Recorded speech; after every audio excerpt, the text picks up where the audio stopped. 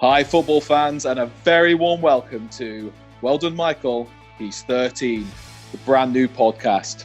I'm delighted that on episode 1, we have Livingston and ex-Hibs football player Marvin Bartley. Hibs is lost for letting you go, Marv. No, it was probably the right time in terms of, Paul was trying to take the club in a different direction and play a different way. No, he's wrong. He was wrong. No, he was wrong. He was wrong. And I'm pretty sure every Hibs fan listening will back me up that he was wrong. Game. What happened to Heckingbottom anyway? Yeah, he did well. yeah. It didn't go well. But you know what? He was brilliant as well. Was genuinely good guy. Brilliant. Yeah. Like coach, brilliant coach.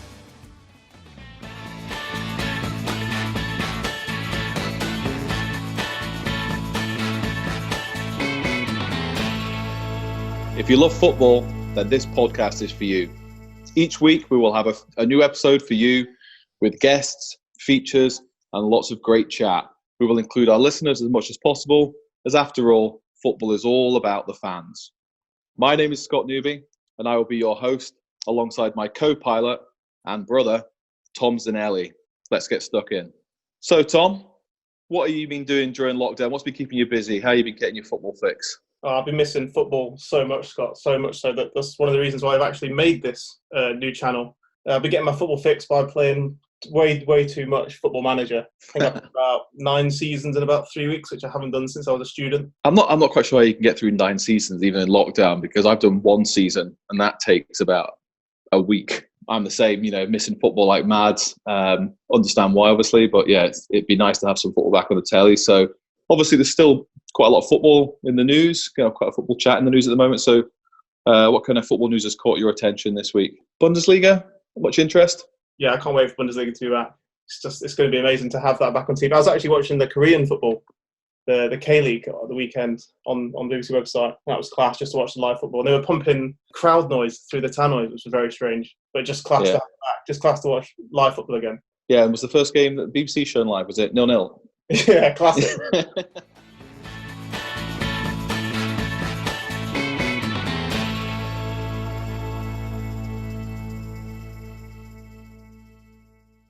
It's Livingston and ex-Hibs footballer Marvin Bartley. Delighted to have you on. How are you doing, Marvin? Yeah, I'm very well, thanks. Very well. Just sitting at home, waiting for this call. This is the highlight of my day, or probably going to be my week, so no pressure on you two. It's the highlight of our week as well, mate, so it's all right. We're all helping each other out. So how you surviving lockdown? Are you managing to get any sort of football fix at all? Or? Yeah, well, I think I've watched every Premier League season since it started. Literally just been on Sky watching all the reruns and watching games over and over again. Then I've probably sat on Football Manager for a best part of a week. So listen, I'm trying to get my football fixed whichever way I can. But I'm struggling now. I need some live football. I was watching, was it in Korea the other day where they opened the league back up? Yeah. So desperate times call for desperate measures. We were just talking about that it was everyone's like buzzing. There was a game on TV and it ended up being a drab 0-0. Exactly. I still got excited though. I just pretended it was exciting. I jumped up and happened. So. Who are you, Football Manager, Mark? Who am I? I'm Sunderland. Sunderland until you die?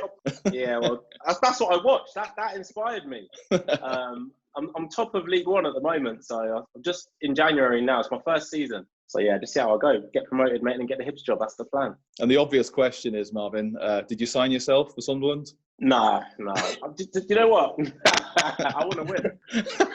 So, Marvin Bartley of 10 years ago, maybe, but I'm not really wanting to do all that travelling that you have to do in League One. That's my excuse. So I just left myself at Livingston. I'm happy there. So I just left myself there. Especially at Sunderland, yeah. You've got a lot of travelling at Sunderland, so. Yeah, exactly. And being on like $8,000 a week wouldn't really suit my lifestyle. So I decided to stay at Livia on 50 quid a week instead. I'm more used to that.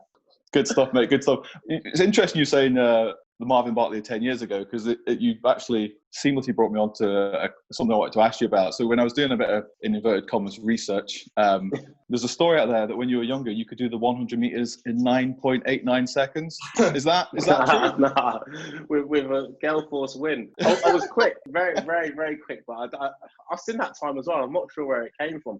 You know what? I think that could have been the time for 80 metres maybe as a schoolboy. Right. And somebody just, put it to 100 metres. I think the fastest I did the 100 in was just under 11. I remember at Palmer Park, and I must have been 15 maybe at that age. So maybe that time would be the 80 metre probably split of that. I used to enjoy it, to be fair, because I used to think, do you know what? You have to run 100 metres and then it's home time. And now I have to play football for 90 plus minutes. So you're really working for your money. When back then I just thought, right, just get to the other end and you're done. You know, how simple is that? I'm glad you cleared that up. I was thinking 9.89 seconds. You'd be like probably the 4th fastest British sprinter of all time or something with that. So. Well, no, in our sprint, I'll probably be the quickest. Listen, yeah, exactly.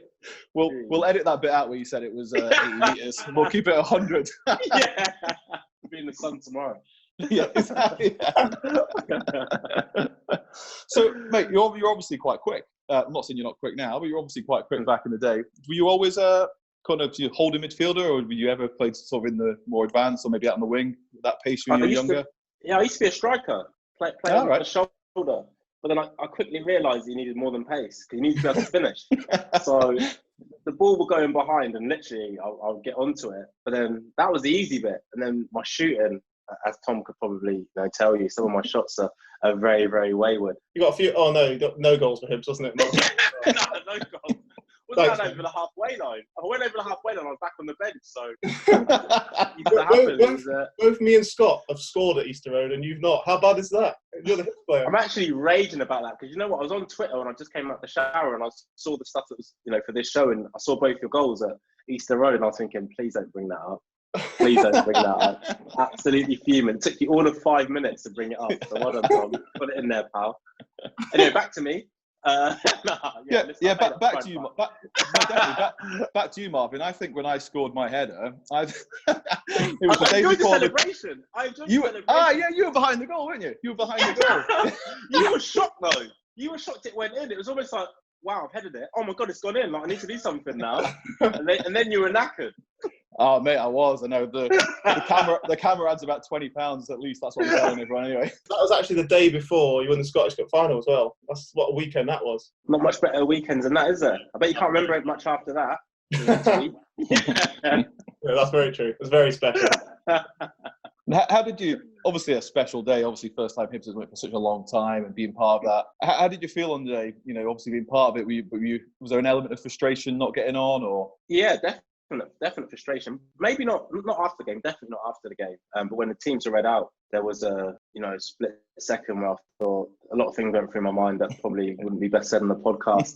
But would probably be better off, better suited to a boxing ring. And then I had to take myself away from it because I could feel my blood boiling, and it wasn't calming down. I was like, wow, okay, step away from it, Mark. I remember I went into the toilet cubicle and just got kind of calmed down, and then I came back, got changed, and then I was okay after that. But definitely when it happened, and I kind of knew from the hotel, because I saw the manager Paul Dillon, and obviously he was asking was he okay to play and whatever else, because Dillon was injured leading up to that in training. And the thing that frustrated me is that I kind of knew from them, but I thought, the manager would at least call me and say, you were basically starting all the way up until today. I've made the decision to go with Dillon, and you accept that as a player. Only 11 people can play. That's absolutely fine. But I think the way it was done, I didn't think it was the right way to do it, and it left me highly frustrated at that time.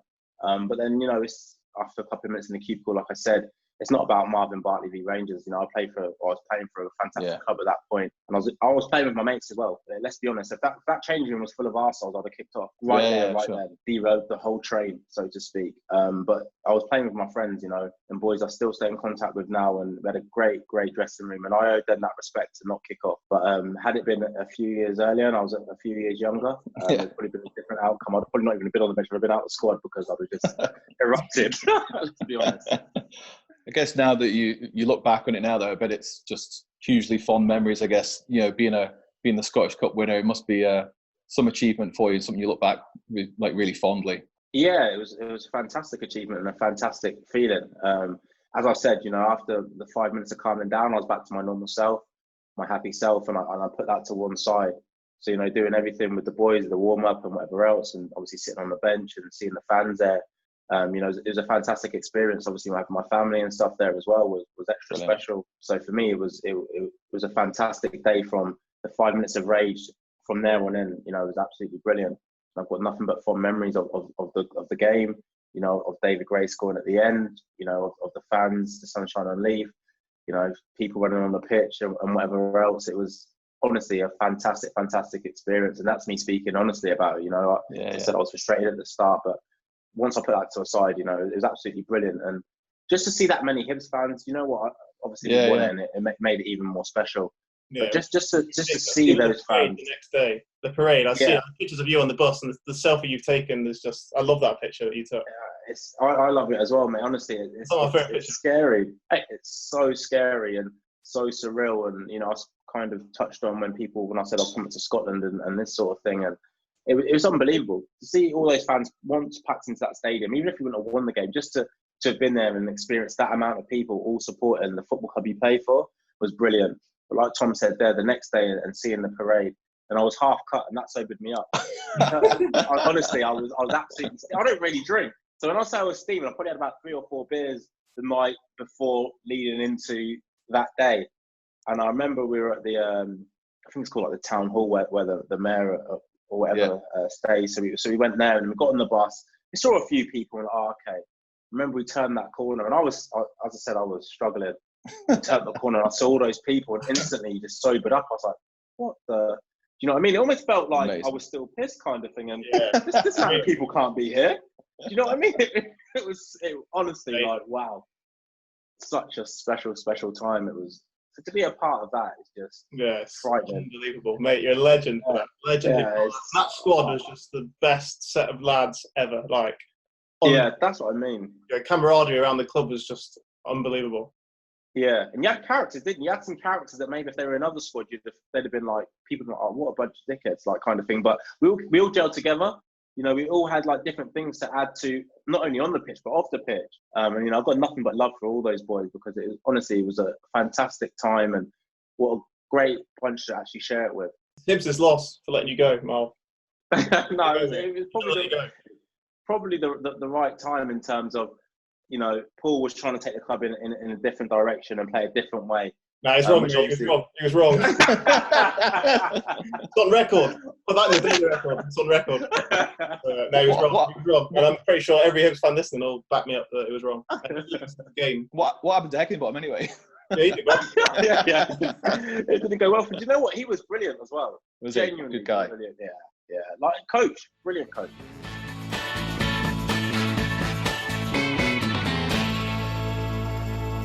We'll come back to Scotland in a wee bit. I want to take you back to when you were a little bit younger. I think you're really interested looking at your career. Obviously, you started sort of non-league down in England. Do you want to tell us how that came about and how it started?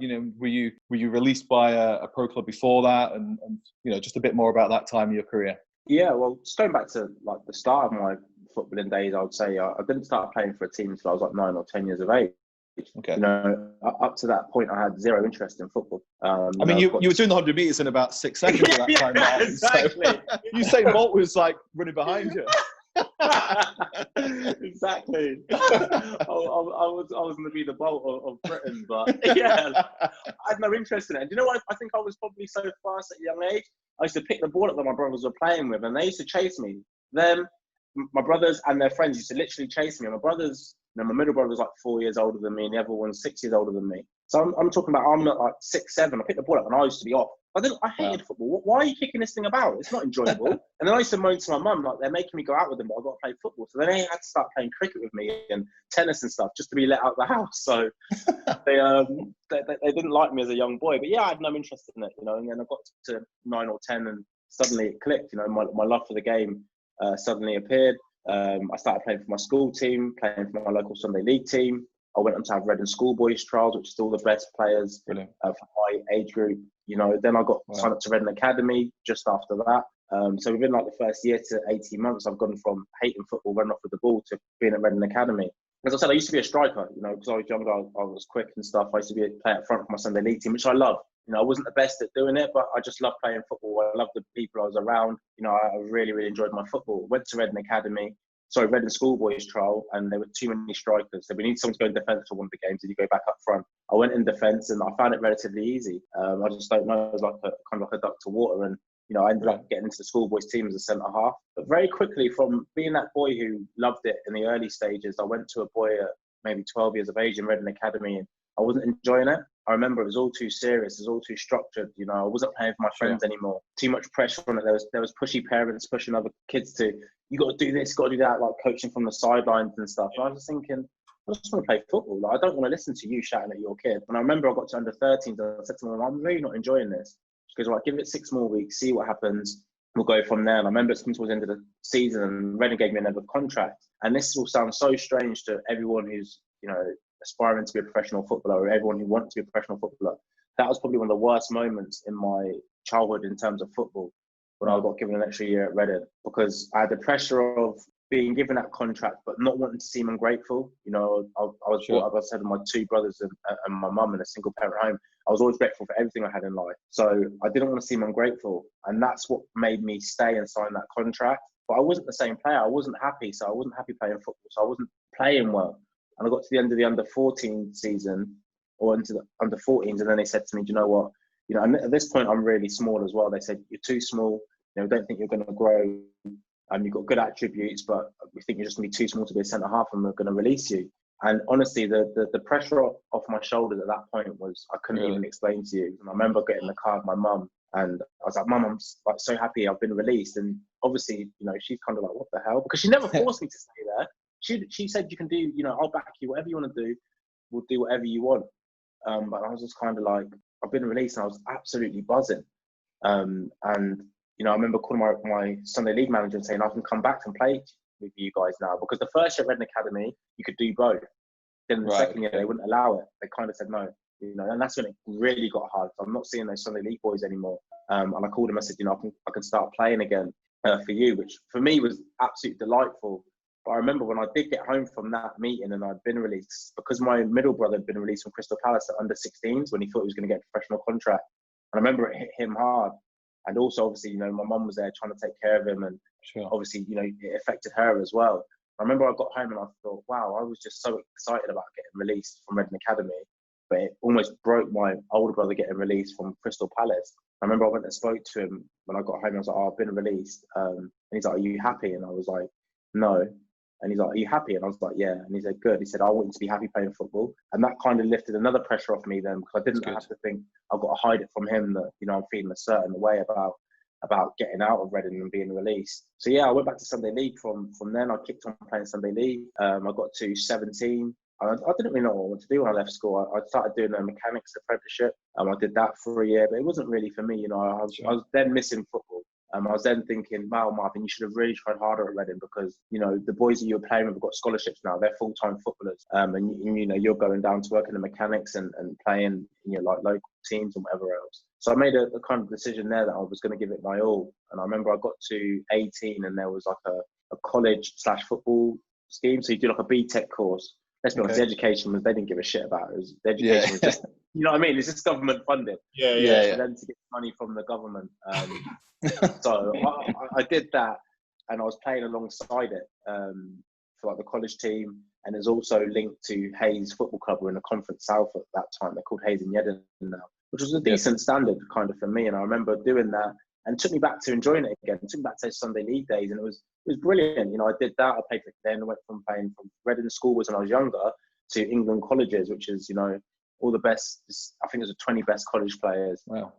People in full-time education all got put into a squad. And I did that for 2 years. Travelled to Italy, went to Spain, went to America. Very cool. So fantastic. Yeah, it was an amazing experience. And alongside that, I was, you know, playing for Hayes, trying to get in the first team. But then I had a kind of another like bump in the road at maybe 18 and a half, 19. I left Hayes. I wasn't playing the first team football I wanted to play. And I went to sign for a team called Burnham, which I imagine would be the equivalent of like the Lowland League here. Okay. And I played there for a little while because my middle brother, my older brother were playing there. I was playing there, I was doing okay. And I remember the manager pulled me after a game, maybe after about 15 games into the season, and he released me. And at this point, you know, it wasn't the same thing as what I was feeling at Reading, where, you know, I wanted to be released. I wasn't enjoying it. I was giving it my heart and soul in terms of, you know, I thought I was giving it my heart and soul in terms of wanting to be a professional footballer. And I've then been released by this guy. It was weird because I kind of laughed it off because, you know, I was playing, my brothers were playing there and some of my other mates, and, you know, I knew everyone. I kind of laughed it off, but that one really, really hurt me. And I thought, wow, I'm thinking and talking about wanting to be a professional footballer. I've probably devoted my life to it, you know, from probably 17 upwards. you know, over the last 2 years, has it been wasted? Because I've now been released from a team that, let's be honest, if I can't play for them, how the hell am I going to play for a professional team? And that kind of, you know, spurred me on to kick on again. And I remember I went to sign for a team called Hampton and Richmond, where I knew nobody. There were no friends there. There was no respect for me. I had, you know, no one knew, oh, he was a good player, he did this. Sure. There was none of that. You know, I was just Marvin, a young boy coming up from Reading to play.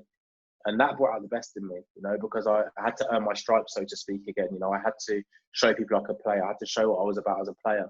And I flourished in that season. You know, we went on to win the league, which was the league above Burnham, you know, and I had a fantastic season. And I really enjoyed my football, but I made sacrifices off the pitch again. You know, I really dedicated myself to it. I gave it everything I had. From there, I got a trial at Milton Keynes, Dons, under Martin Allen. You know, meant to be a 2-week trial, but at this point I'm working as a double glazer, so I'm saying I can only get a week off work. Sure.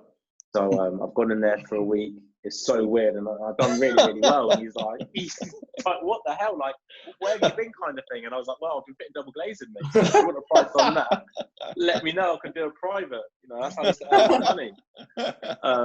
And he kind of like laughed it off, and he's like, no, listen, come up. I want to sign you.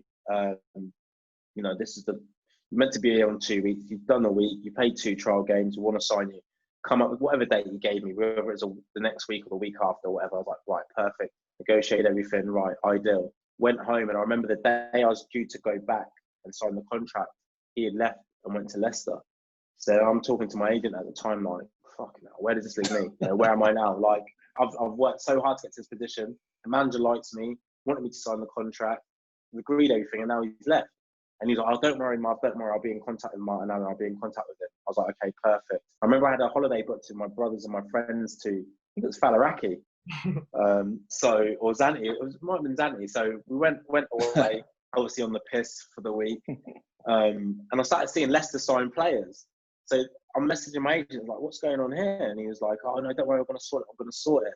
So I've been on holiday, you know, I've come back from holiday, still nothing's happening. So what's happening, my agent? What's happening? Don't worry, Marv, like, everything's going to be sorted. And the time kept going on, you know, nothing was happening. And I randomly got a call from Bournemouth, you know, not through my agent.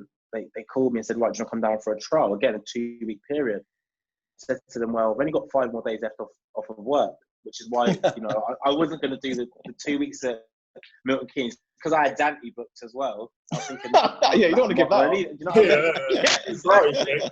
I could have needed another 5 days. So I was like, right, nah, these trials can only be a week. I was like, right, I've only got another 5 days. They're like, all right, perfect, 5 days will do. So I went in, trained with them full time, stayed in the hotel, fantastic. They said, right, come down on the following Tuesday, play against Weymouth, and then the following Saturday we've got Southampton. So I went down, you know, did the week. Following week, went down on the Tuesday after working all day. So at this point, I wasn't really clued up on hydration and staying hydrated. So I've just been working. I'm fucking knackered. I'm driving down the motorway, the M3, and I'm like, right, let's get to this game. Weymouth were of a standard that where Hampton and Richmond were. So I was comfortable playing against these boys. I thought, yeah, you're going to do well here. Got to the game rather, and the manager's like, name the team. And he was like, number 8, Marvin Bartley. And I was like, oh, fuck. So I'm starting. So I was thinking it'd be like a 10-minute cameo at the end, like just to feel my way into it. So I was like, oh, okay, I'll be fine. Did the warm-up. My calves began to get tight. So I'm like, oh, it's just nerves, Marv. Pre-game nerves. Game kicks off. No word of a lie. Probably played about 10 minutes, and my calves were like rocks. I was like, fucking hell. I was like, what's going on here? I was like, God, somebody does not want me to make it. So I carried on playing and soldiered through it, kind of thing. And I think in that game I got to half time, and they're like, are you okay? And I was like, no, I think in that game I came off in the first half, and I couldn't move. And they could see I couldn't move. So as they substituted me, I think it was after about 30 minutes, I was like, you've really messed this up. You know, you're not going to get that contract now. You fucked it. So I'm walking off. He subbed me or whatever, and they're like, you're all right. And I was going to make up, I pulled my hammy or something, but I thought, you know what? What's the point? I just said to him, listen, it was Kevin Bond at the time as a manager. I said, listen, I've just got cramp. He's like, all right, Sam, don't worry about it. It's fine. So like, he's just saying that to be nice. You know what I mean? So after the game, you know, everyone's got showered and whatever else. And he said to me, right, I'll see you on Saturday. I was like, what? They need like a fucking linesman or something for Saturday. Like, how's this trial continuing?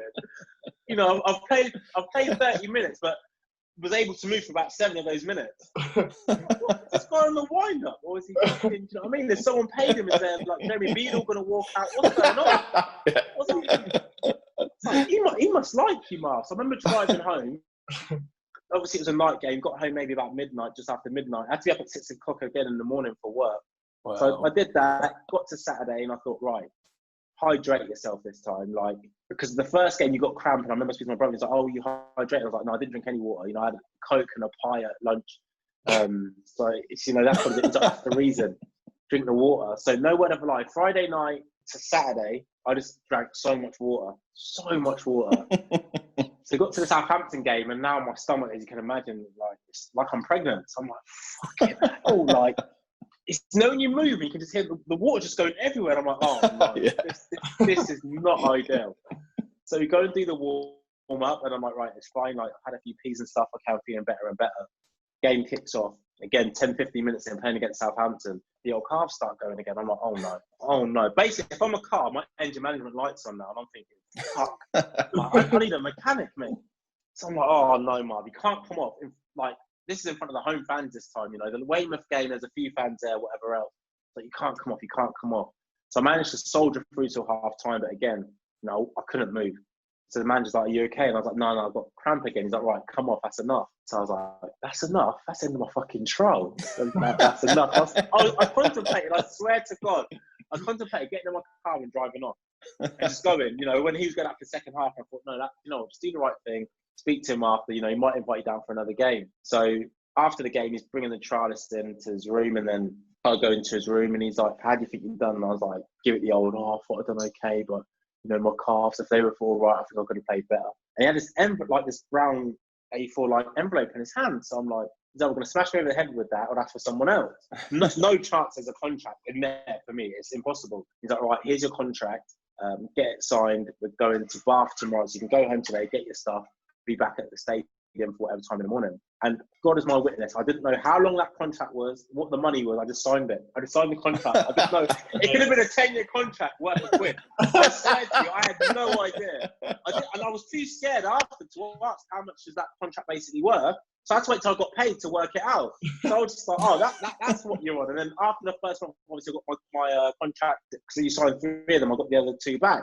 So I signed the contract, perfect. Got in the car, absolutely buzzing, as you can imagine, on top of the world. Call my mum, call my brothers, blah, blah, blah. So I started driving back up the road, and Alan Devonshire was my manager at Hampton, and he had played for England, but he played for West Ham with Martin Allen. Yeah. So Alan calls me, and I was like, right, he's calling to congratulate me and say, you know, well done, you deserve it. So I was like, you're right, Alan? He's like, you're right, son? I was like, yeah, I'm fine. He's like, where are you? I was like, oh, I'm just driving home. And I just played a game for Bournemouth. He was like, oh, okay, how'd you get on? I explained to him. He started laughing. He's like, all right, perfect. He said, all right, well, don't worry about stopping at Reading. They just drive up to Leicester. So I'm like, what? Drive to Leicester? And he's like, yeah. Basically, what's happened is Martin's been after you since you went to Leicester for you to sign. He's speaking to your agent, and when you were going to MK Dons, I think my agent was getting $5,000. Then your agent was saying that he wanted a ridiculous amount to take you to Leicester. Obviously, you know, you're not on contract or whatever else. I think in the end, the agent was going to settle for $15,000. But Martin was like, well, you moved the goal purchase because I've moved clubs. You know, I was happy to pay the $5,000 there. It's the same player. I'll pay you that now.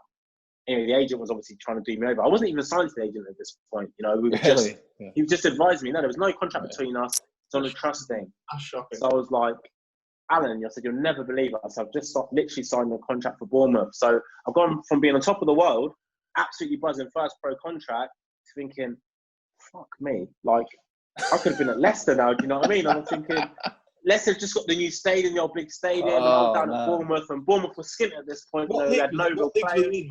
So where they were both in League One. Both in League One at the time? Both in League One, yeah. So I was like, because I think Martin and I had done well at MK Dons and maybe got them promoted into League One. I'm pretty sure Leicester are in League One as well. But obviously it's a huge club still. Massive club. So I was like, just absolutely popped my bubble basically. I was absolutely buzzing. And that excitement went to rage. And I was thinking, that agent, what a wank. The amount of times I called him and spoke to him, he's like, oh, don't worry, I can't get hold of him, but I will get hold of him. The reason he was so confident he thought something would happen is because he was negotiating his money. Now, and ever since that day, I've kind of been wary of agents. But I was just like, I remember I got home and I explained the story to my mum and my brother, and they were like, "Well, okay, 24 hours ago, how happy would you have been to sign for Bournemouth?" And I said, obviously delighted. You know, they said even after that game, how excited would you have been if we would have said to you, "Right, you're signed for Bournemouth right now, sign the contract"? Would you have done? I was like, "Yeah, well, that's what I did." So, well, forget that. You know, so if it's meant to be later on in life, it will happen again. I was raging with the agent, absolutely raging. And I remember he called me and he was like, "Oh, I've just seen you sign for Bournemouth," like as if I'd done something wrong. So I was like, but he didn't know that I knew about what he's trying to do. He called me. So I was like, yeah, I've signed there. And he's like, "Okay, so who's paying my fees?" So I was like, "What?" He's like, "So did the club say they're going to pay my fees, or are you going to have to pay them?" So pay your fees for what? Like, bearing in mind, he had nothing to do with this move, you know. When I got the trial at MK, you kind of become involved maybe a month before that. I said, "No one's paying your fees." He's like, "What do you mean?" He's like, "That's not the way things work." I said, "The way things don't work is what you're trying to do with Leicester." And at this point, he was just like, "Oh, shit," like Marv knows, basically. So it went quiet for a bit. I said, "Yeah, I know exactly what you did in terms of them." So I said, "Me and you are done. I'll never work with you again. I've got no interest in working with you." I said, "You know, I won't go out and speak to other players and say, you know, you did this and did that." But I said, "I've got no interest in working with you from here on in." And he's probably tried to call me maybe 25 times during that first season, first 18 months. So I swear to you, I began to do well with teams. And that's what I say to kids now with agents. You know, agents will sit there and tell you the world, "Oh, I'm going to do this for you, I'm going to do that for you." But you know, the good agents are thinking about it long term. You know, I would have been thinking about, if I was an agent, get Marvin into Leicester, does well, gets a new contract there. You know, I owe my agent fees again. If not, he moves on.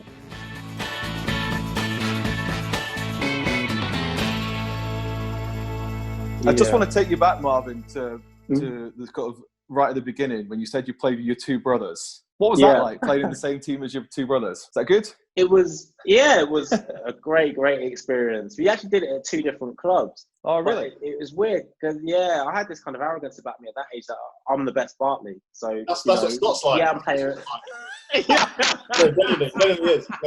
Genuinely is. But to be fair, he probably is the best. So yeah, well, exactly. Well, what a feeling to have that, Tom. You won't know what it feels like. So me and Scott will take over here. But yeah, Scott, that's right. What a feeling! I'm gonna go zoom your brothers afterwards. You can all cry about it. But to be on that pitch, there's nothing more special than playing with your brother or your brothers or whatever else. And brilliant. It's absolutely fascinating. But then to know that you're better than them and people are only viewing it that you're better than them, that's even better. So for me, I'm the youngest one. Yeah, that's even better. Yeah. Those two are in their kind of prime, and here I come into it, and I'm the best. It's so weird, but it was brilliant. It was brilliant, and it's just always been the way coming with my brothers. I remember just going off subject just quickly. I remember at 16, we were all at my mum's for dinner and stuff. Obviously, I still lived there. And we were having an argument, who's the fastest. And obviously, it's me. But they're thinking, right, maybe I was 15. He's only 15. He can't beat us in a race. So they're like, next Sunday we'll race. So come to next Sunday, we all go out the back, and in the estate where I grew up, obviously everyone's friends. And the Bartleys are going to race. So I'm going to the start line thinking, listen, as long as I don't slip at the start, I'm winning. And I remember, it was probably about a 60-metre run. I remember someone shouted go, and my start would have been impeccable. So we were off, and I was already in first. Now, that means I've won the race. So by 20 metres, my oldest brother's stopped, and he pretended he'd done his hammy. My middle brother's so determined, he thinks, no, I can catch him. He's trying to chase me, but I'm running, and looking behind me at him and basically laughing, because I knew once I got off first, I was winning. And from that day onwards, I'm the best at everything. Whatever sport it is, I'm the best. And they have to challenge me. So, yeah, that kind of went into football. See, I thought that story was going to be you didn't win the race, but no, you did. No. I won the race. I won it clearly. Yeah, I won the race comfortably. And from that day onwards, I was getting served first from my mum. When it came to dinner, I got the big plate, even though I was the youngest. So I was the king of the house then.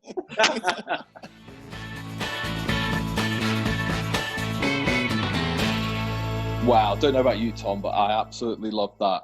Such an amazing first interview for the podcast. Marvin was brilliant. So many inspirational stories. And so much good chat that we're going to have to put it into two parts. So we'll put the second half of the conversation we had with Marvin on our next episode. So stay tuned for that. Oh, Marvin was brilliant, wasn't he? I just hope all our guests are as funny, insightful, and honest as Marvin was, and I can't wait to share part 2 with our listeners. Absolutely the same. What a brilliant guy, and just so many insightful, honest stories. Great examples of, determination, resilience, resolve. Absolutely loved it so much, and yes, such a great guy. Giving up so much of his time as well for us was brilliant. So there you have it. Thank you so much for listening to episode 1 of Well Done, Michael. He's 13. Let us know what you think of the episode on social media. That's Twitter, Facebook, or Instagram. And we'll see you again soon.